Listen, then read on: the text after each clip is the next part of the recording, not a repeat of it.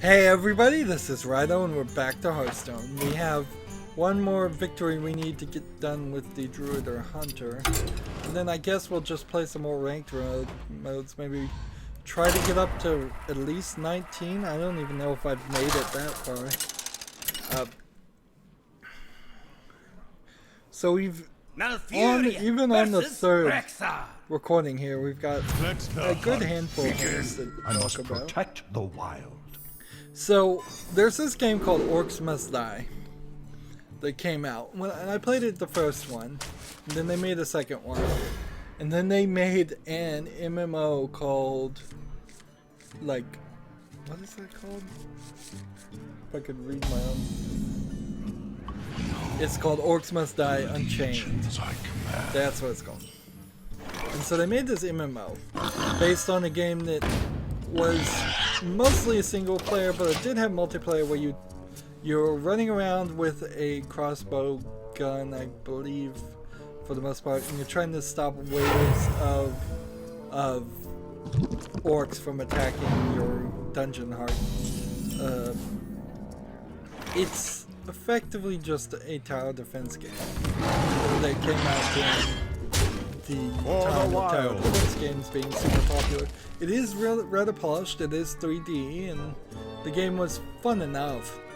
But then they make this MMO mode, and it had player versus player.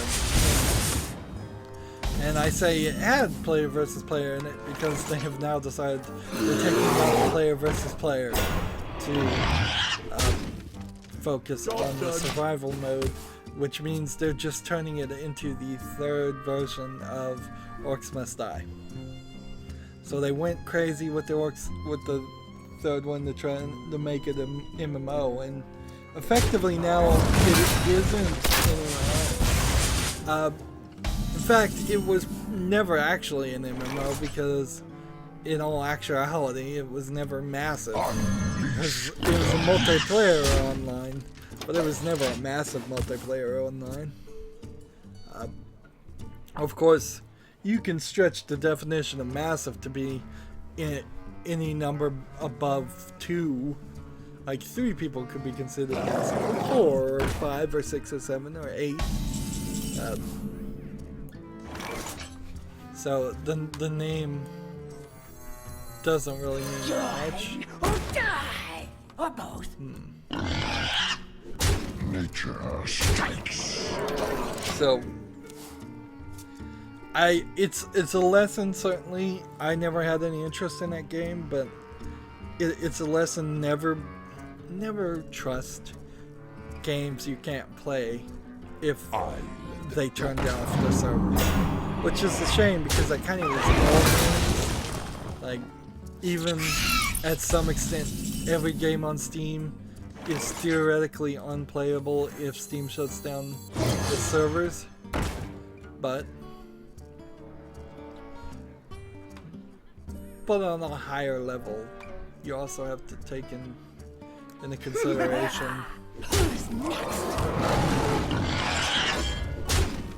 For the wild.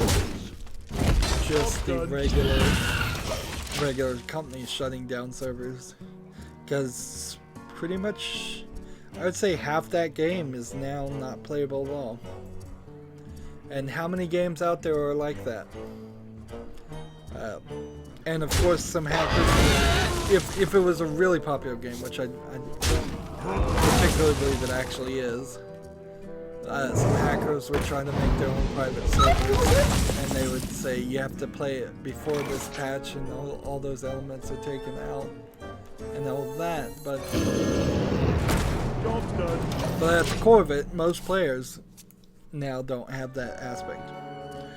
Moving forward, the Titanfall 2 recommended specs is a 1060 for running at 1080p 60 frames per second. Although that might have been the Resident Evil 7 recommended specs that said 1080p 60. You may not even get 1080p 60 on Titanfall with a 1060. So that is certainly interesting. That is something to keep in mind.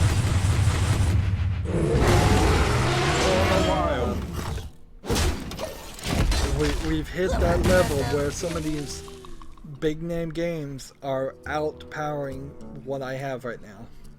And so the day is coming, and I feel it creeping a lot faster than I thought it was, where new games are just not going to be playable on those. And I really don't have the funding for, just simply put, I really don't have the funding to play that game and build a new PC. Let's see if I do this, and then this. Job done. Like, I really don't have that budget to build a new computer all the time, so that's scary. Also slightly scary, although it doesn't really affect me. I do want the Assassin's Creed movie to be successful, because I am hoping my Assassin's Creed page is around there and it gets me some views. That's really my only real connection to it. This is my greedy desire for views. But all of the historical scenes, which most of the movie I've heard isn't actually in the past, it's going to be in the present. All of the historical scenes are actually going to be in Spanish. So that's certainly interesting.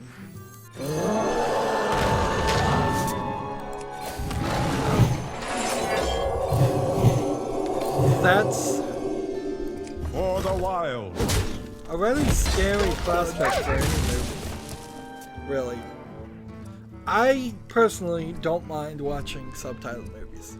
I've learned that from being an anime fan.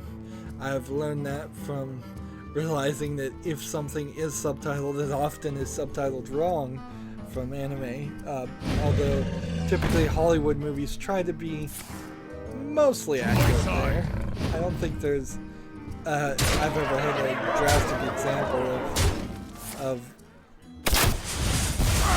of something just being completely wrong. Hearthstone deck replay has updated and has now this replay thing. It just popped up a box saying share this replay, and I assume that's to some like website where you can share replays.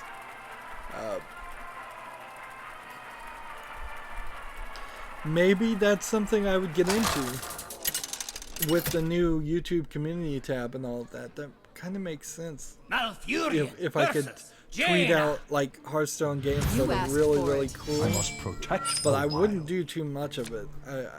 Like when I got 60 cards, that's a replay to show. If I just get an awesome victory, that's a replay to show. But if I'm just playing Hearthstone and I get an average victory, then that's not really something that I'm that interested in. I have to certainly approach it from my interest in Hearthstone, which isn't very high. But back to the movies. Yeah, I don't think an average moviegoer wants to see subtitles. In fact, I kind of know they don't want to see subtitles. It's been proven over and over again, subtitle movies don't work. Let's see, I think Spirited Away was dubbed, but so many other movies don't even make it to theaters because of their subtitledness.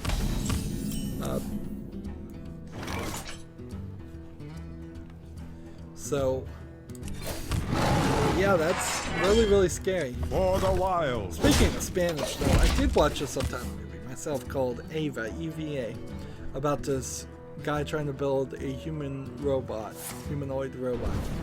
And I swear they're speaking Spanish, but then they're in this, like, This isn't they're in this kind of like Swedish Finland country. It's covered in snow, and it's full of what I would classify as like Swedish, European people. And I'm just watching this and thinking to myself, it's like, what country is this from? What country is this supposed to be?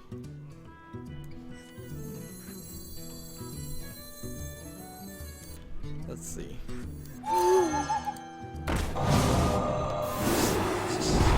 And so, I really don't know, but I wish I did.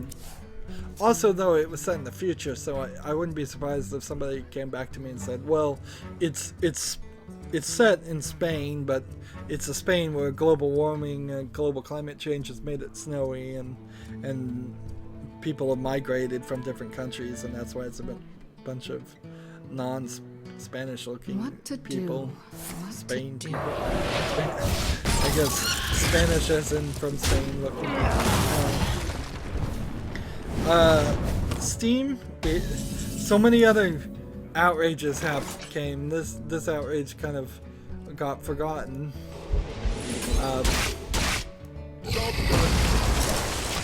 Steam implemented their new system where key activation reviews won't count to the total score. So if you buy something from the Humble Bundle, which I did just earlier today, the monthly Humble Bundle, which I think it's a good deal for somebody like me. For somebody who's going to buy a bunch of random games and want this huge collection of games, as long as I can make sure I'm not getting too many duplicate Steam codes, I'm fine. But they give you Steam keys, and when you get those Steam keys, then if I was going to write a review or say thumbs up or thumbs down on Steam, those key activations wouldn't count to the overall positive, overall negative score, recent or the recent positive or recent negative scores. Now, personally, I don't care. I'm not reviewing video games on the Steam system. That's not my desire, not where I want to get out there. There's no monetization in that. I don't feel like I can I don't think like it would be allowed or even possible to put like my YouTube videos on Steam, and that would get me more views. If people could do that, I would imagine a lot more people would have done that. Tonight, a tale of glorious redemption. So Unleash the beast. Unleash the beast. there we go. We'll unleash it. That gives me 5 damage. For the wilds.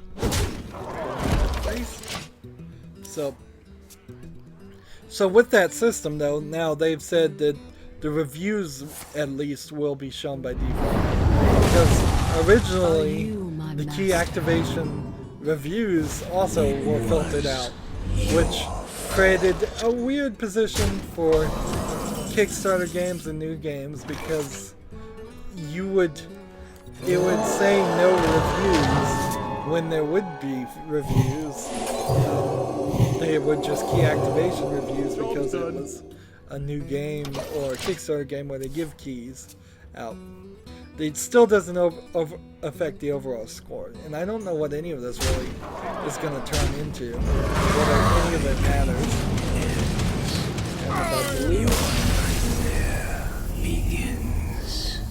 But they reverted that and said they won't by default filter those out. You can certainly still filter them out. It's just, I think for new games in particular, it does kind of put everything at a bad position. What is the highest rank we've made? 20. Wow, we really haven't gotten anywhere this month. It's not really even surprised. Apparently the Oculus Touch is going to cost £190, which by my rough estimate, that's like $300 US dollars for a couple of controllers that go with the Oculus Rift. versus I mean, that's not including the You asked Oculus for Rift, it. I don't I must think. protect the wild. I don't believe it is. If any of this is correct, and that wasn't just like a placeholder, like a placeholder price, where they said they just stuck something there. That's incredibly expensive. And we already know that these VR systems are incredibly expensive. But for them to be even crazier is just, I mean, wow. Just money. Now, anything Oculus is owned by Facebook, and so it wouldn't be super surprising if Facebook is just trying to get as much money out of this as possible. Next thing, Rocksteady swears it's done with Batman. We've heard this one before. If maybe you don't remember, but Rocksteady said they were done with Batman after Arkham Asylum, and they swore they were done with Batman after Arkham Asylum 2, and they swore they were done with Batman after Arkham Knight, and they just released a Batman VR for PlayStation. And now they're saying they're done with Batman again. I bet by all means they want to be done with Batman. I think they probably wanted to be done making Batman material for a while. Almost certainly, since they keep swearing they're done with it. Problem is, WB writes those checks. And I think probably Rocksteady also is partially, if not completely, owned by WB. And as long as WB wants Batman, they're going to work on Batman. And if I would highly recommend anybody that doesn't want to really do that to seek other employment, which is always the most unfair thing. But I don't see it changing. I honestly don't.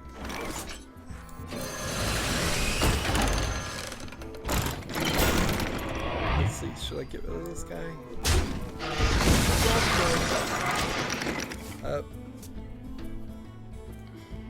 Now, there is a good chance that they are actually done with Batman, I suppose, because Arkham Knight was so bad that that whole series is done, but we're talking WB here.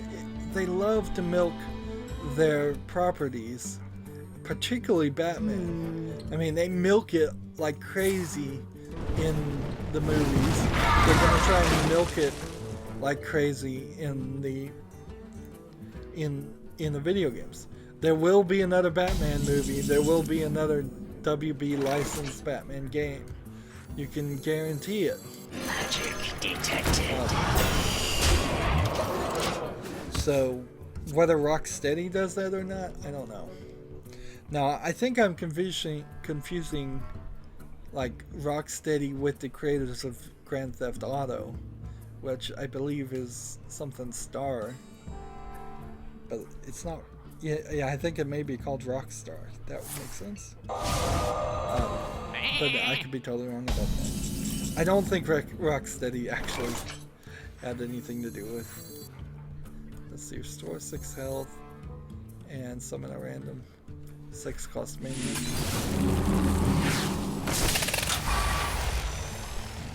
Locked on. Can't do that. So that's them saying that thing again. I don't know what you can really even do with Batman to make it a better game. In a lot of ways, I don't know what you can do with Batman in anything really. I think he needs to take breaks.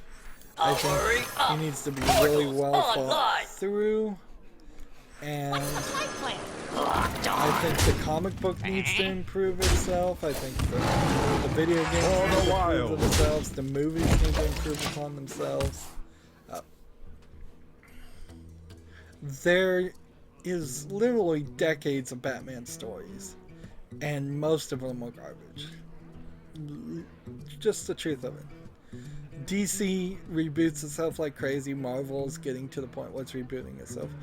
Marvel Agents of S.H.I.E.L.D. just came out, and they have Ghost Rider showing up in Agents of S.H.I.E.L.D., which that's interesting. I mean, they've really gone from a meta-human just being these weird things that come out of nowhere to now metahumans aren't even a big deal, and they're introducing the Ghost Rider, who's not a metahuman as far as I know, although they may very easily try to retcon him back into that whole system. Make everybody a metahuman.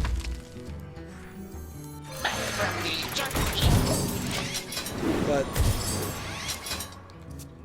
when you're talking a character that is literally a flaming skull, it actually looked rather good for the CG and everything, but you're getting so crazy, so far from reality there, and the fear is that that's just what's going to happen to all the Marvel Universe, because that's what the Marvel Universe is it's a bunch of crazy people that are unbelievable. For the wild. Job's done. So, yeah. So if we talked about that one. That leaves nothing to talk about. I have a third of my whiteboard listed is empty. We certainly should talk about that. It's like, I've had, I believe, 2 extra days because I got a watch and learn one day and a play with a friend one day. And even with 2 extra days, I still managed to not have enough to talk about. The only thing that's happened recently is the Tokyo Game Show, and there's not much there that was announced. I don't think anything there was announced. It was just more trailers and such. And there's been no like big convention or anything. And even the last PAX thing that was only a few weeks ago, that too isn't really, didn't announce anything. There's a couple of games that get mentioned and they're on my, I guess, radar. For the wild. You would say, but Job's done. in a very strange fashion. It's there's nothing to talk about them. I'm trying very hard not to talk about games that I just see. I don't want to get in the hype train, and I think part of the problem of getting in on the hype train is that you actually are then just going to end up.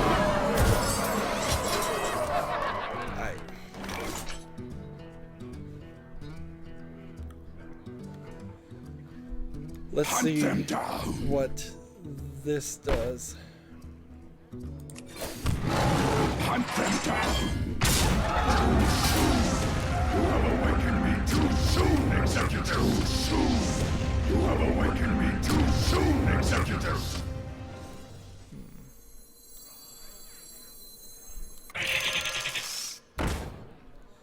Let's see if this works here.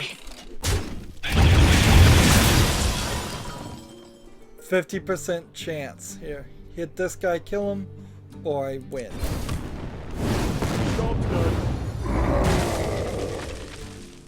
Well, I've lost.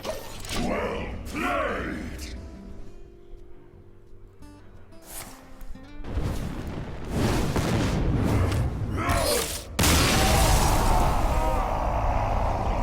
The pop-up here on the Hearthstone deck tracker that shared is, I wonder if that's showing up. I assume that, I guess that is showing up on the recording. If it is showing up on the recording. Let's play one more casual, I guess. I want to be done with the recording session here and have all the quests done so I can move on to playing more BioShock and finishing up that story. I probably have, I would guess, 7 hours or less there. We did the Sandra Cohen section, and we're about to confront Andrew Ryan, which seems almost like the end of the game, Malfurion but versus it isn't. Jaina. You asked for it. I must protect the wild. The whole Sandra Cohen thing feels like DLC, and it is kind of nice that it wasn't DLC. It certainly would have been by modern standards. It's just that game's 9 years old. The legions I command. The problem with it, though, is it's just this. It's intentionally just this break from the main story, and if it was free DLC, I would prefer it to be free DLC, really, because where it sits in the story, in the main story, it's just this break. And I don't feel like the artist Sandra Cohen really falls into the libertarian mentality here, other than he's a lunatic making art using bodies.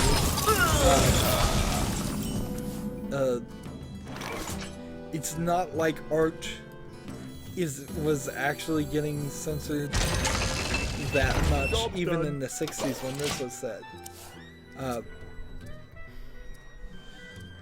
That's what they should have done. Wow, I just realized that.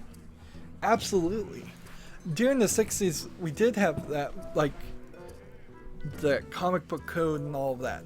So if he was trying to make art that was getting censored, then he would have perfect rants to say the government is evil, we need this hands-off libertarian mentality. He'd be so in like thin, to use an old term. Give me a quest. With Andrew Ryan, it would make so much more sense. And they didn't touch upon this at all.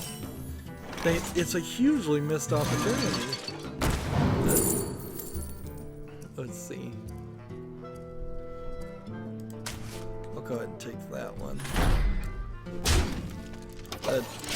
Because his complaint is, Sandra Cohen's whole complaint during the whole thing is that people are doubting his ability and that they think he's a hack, and he is a hack. And that's kind of all there is to it. And it's just this excuse to have you run around and kill 4 special people and take pictures of them. Not all who wander are lost. And we don't even get the camera in that aspect, in that level. It would have made so much more sense if we did get the camera right then. But that's just not how it even plays in the story. They moved everything around. They admitted in one of the interviews how they were just moving guns all around, and all the guns, there's far too many guns. The handgun and the machine gun are really the only guns I feel like you can actually use against the splicers. The chemical thrower, the shotgun. The wrench you can certainly use if you've got it powered up later in the game. And plasmids and the wrench are probably still the best way to play if you got the wrench powered up. But the crossbolt gun, no, not really. Let's see.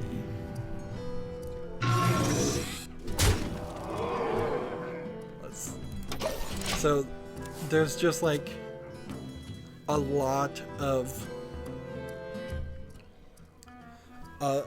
too much, and then with those different weapons, and then the camera being a weapon when it should be its own separate button, and grenade launcher is only really useful against things. You clearly have the grenade launcher, the chemical thrower, and the shotgun are only for fighting big daddies.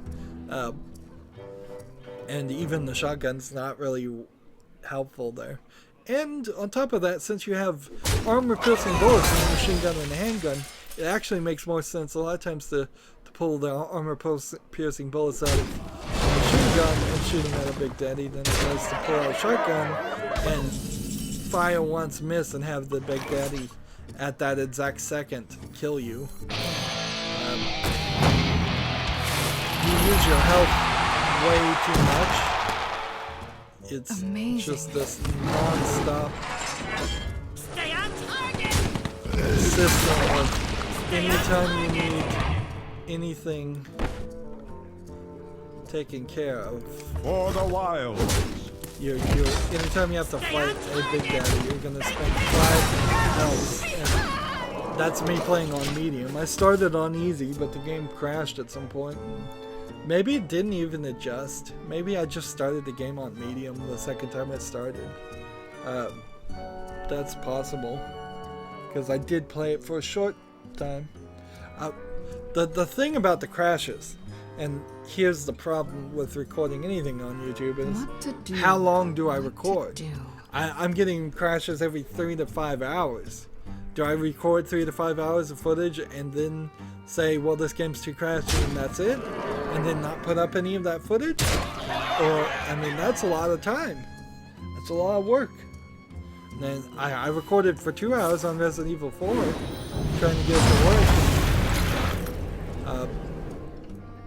It still didn't happen. Let's see. Time runs out on me. Looks like I'm gonna lose here too. I'll show them. Well, we've gone the full length of 3 recordings at 30 minutes. I reduced time and length. I seriously doubt we're ever Amazing. going to get back any better than that.